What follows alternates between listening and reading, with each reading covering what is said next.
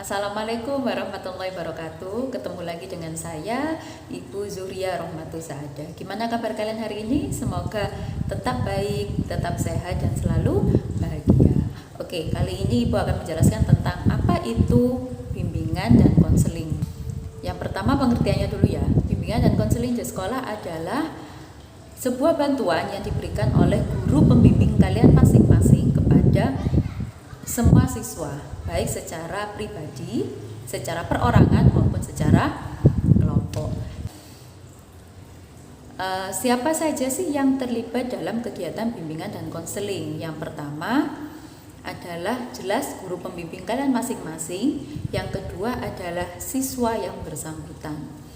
Guru pembimbing bisa memberikan bimbingan pada, seperti yang saya bilang tadi, kepada siswa secara perorangan maupun siswa secara kelompok. Oke, lanjut lagi ya. Selanjutnya, apa sih tujuan pemberian bantuan oleh guru pembimbing kalian yang ada di sekolah?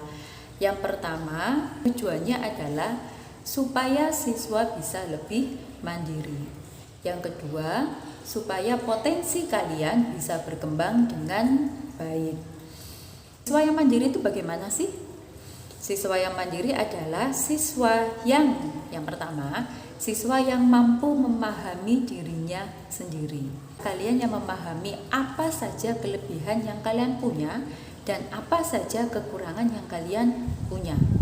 Saya punya kelebihan apa? Apakah saya bisa menggambar? Apakah saya pintar menari? Apakah saya pintar menghafal Al-Quran? Lalu kalian juga mengetahui apa saja kekurangan kalian masing-masing. Contohnya, apakah saya ini orangnya mudah marah? Apakah saya ini orangnya malas belajar?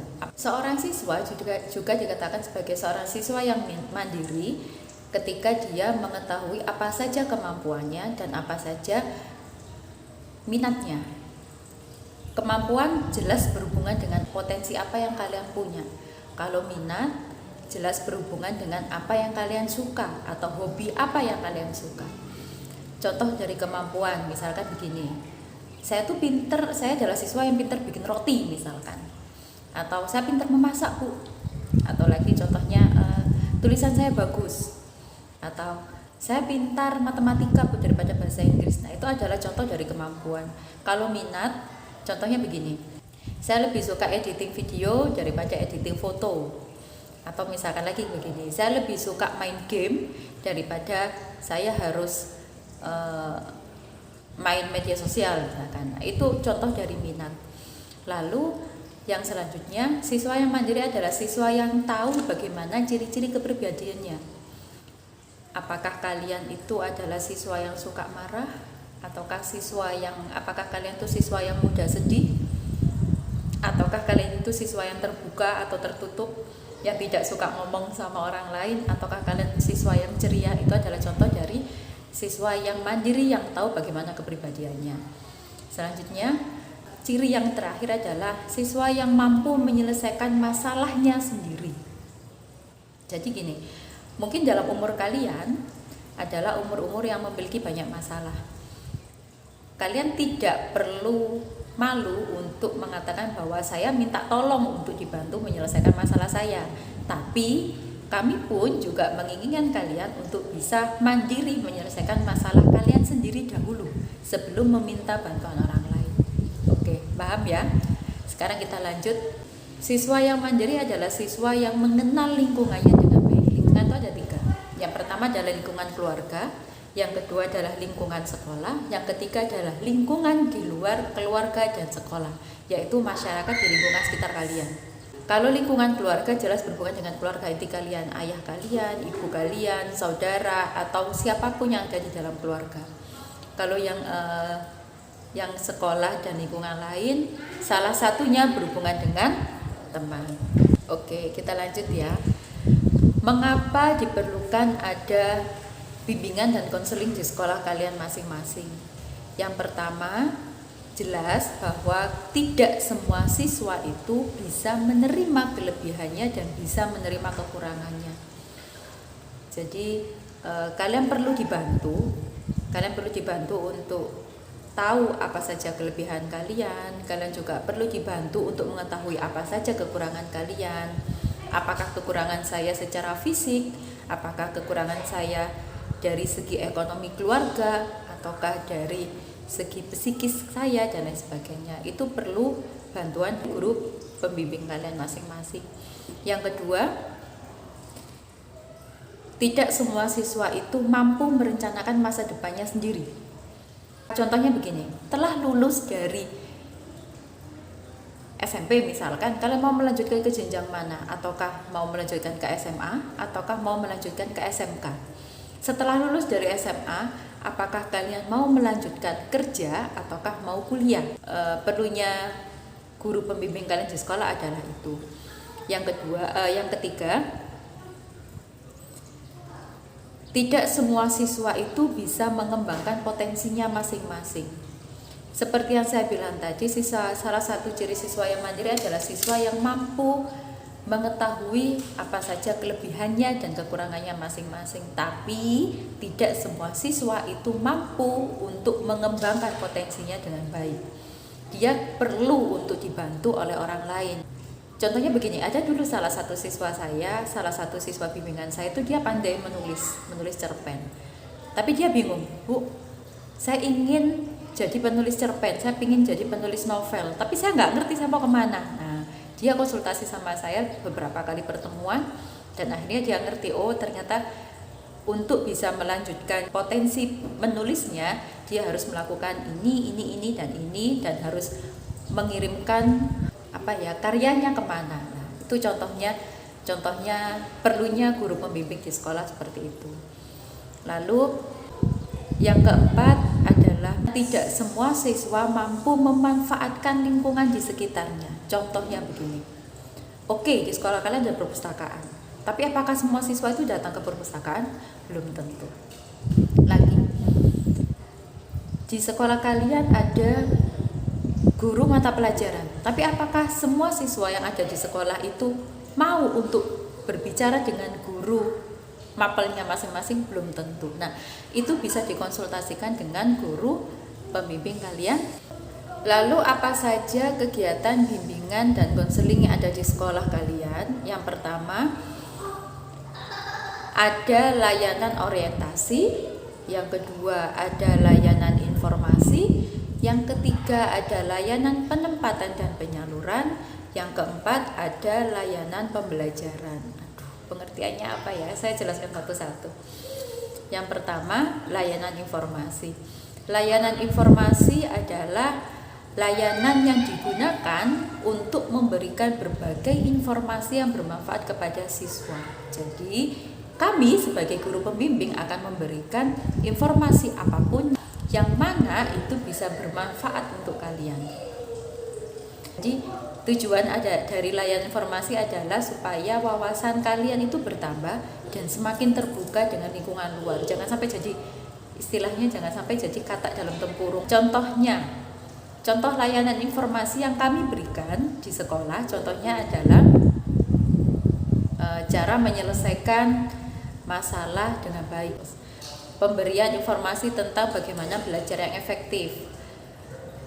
Kadang beberapa siswa itu ada yang sudah maksimal belajarnya tapi kok nilainya segitu-segitu aja sih.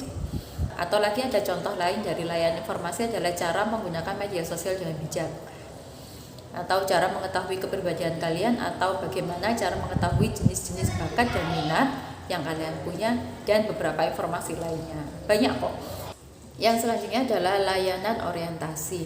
Apa itu layanan orientasi? Layanan orientasi adalah layanan yang membantu siswa untuk mengenal dan memahami lingkungan yang baru dimasukinya. Nanti akan banyak diterima oleh siswa-siswa yang baru masuk, contohnya siswa kelas 7 ataupun siswa kelas 10. Untuk di sekolah, layanan orientasi tujuannya adalah mengenal lingkungan sekolah kalian yang baru. Contoh dari layanan orientasi yang salah satunya adalah apakah kalian mengetahui kurikulum yang berlaku di sekolah kalian masing-masing. Contoh lain, bagaimanakah jadwal kegiatan pembelajaran kalian di sekolah. Contoh yang lain adalah pengenalan kegiatan intra dan ekstra kurikuler, atau untuk mengetahui nama guru dan nama staf di sekolah kalian masing-masing. Contoh yang lain, serta apakah kalian tahu siapa saja teman kalian sekelas atau teman kalian yang lain yang beda kelas. Itu pengertian dari layanan orientasi. Selanjutnya, layanan yang ketiga adalah layanan penempatan dan penyaluran. Apa sih yang dinamakan layanan penempatan dan penyaluran itu? Yaitu layanan yang membantu siswa untuk mendapatkan tempat yang sesuai dengan kondisi fisik, bakat, minat, dan kemampuannya. Contohnya begini, membantu siswa dalam menentukan sekolah lanjutan. Ketika kalian bingung untuk menentukan sekolah lanjutan, apakah saya mau ke SMA atau SMK, apakah saya mau kerja ataukah saya mau kuliah, kalian boleh kok konsultasi sama guru pembimbing kalian. Kalian akan dibantu untuk menentukan saya tuh cocoknya di mana, sesuai dengan bakatnya kalian, sesuai dengan nilainya kalian, sesuai dengan minatnya kalian, dan lain sebagainya. Lalu contoh yang lain adalah membantu siswa memilih ekstra kurikuler yang tepat. Kenapa ekstrakurikuler ini perlu? Salah satunya adalah karena melalui ekstrakurikuler potensi kalian itu bisa berkembang dengan bagus. Contoh itu masuk dalam layanan penempatan dan penyaluran. Selanjutnya, layanan yang terakhir adalah layanan pembelajaran. Apa sih yang dinamakan dengan layanan pembelajaran itu? Layanan pembelajaran adalah layanan yang diberikan oleh pembimbing kalian untuk membantu menjalankan kegiatan belajar dengan baik. Kegiatan belajar yang baik itu jelas, yang pertama kegiatan belajar di rumah, yang kedua kegiatan belajar di sekolah. Guru pembimbing kalian akan membantu kalian untuk melakukan kegiatan belajaran di dua tempat itu dengan baik, secara efektif dan secara maksimal. Contoh layanan pembelajaran yang pertama, membantu siswa memiliki kebiasaan belajar yang baik.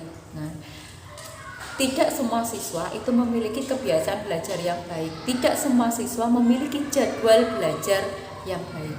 Contoh layanan pembelajaran yang lain adalah membantu siswa memecahkan kesulitan belajar. Kesulitan belajar ini adalah kesulitan-kesulitan yang kalian hadapi yang dapat mengganggu kegiatan belajar kalian sehingga membuat nilai kalian turun.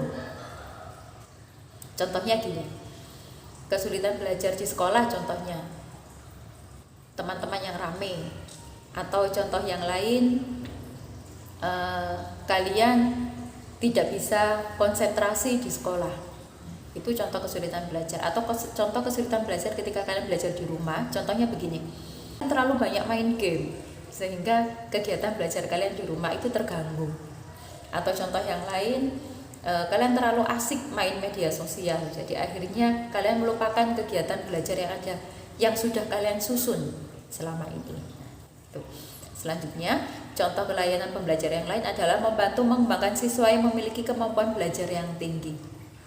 Jadi gini, kembali lagi pada siswa yang mandiri, guru pembimbing akan membantu siswa untuk meningkatkan kemampuan yang dia punya, mengembangkan potensi yang dia punya. Oke anak-anak, sampai di sini paham ya dengan penjelasan saya?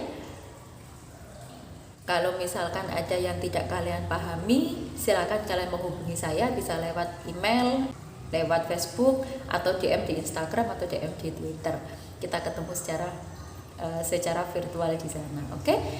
Terima kasih atas perhatiannya, dan semoga apa yang saya sampaikan ini bisa membantu kalian memahami pengertian dari bimbingan dan konseling yang ada di sekolah kalian masing-masing. Terima kasih. Assalamualaikum warahmatullahi wabarakatuh.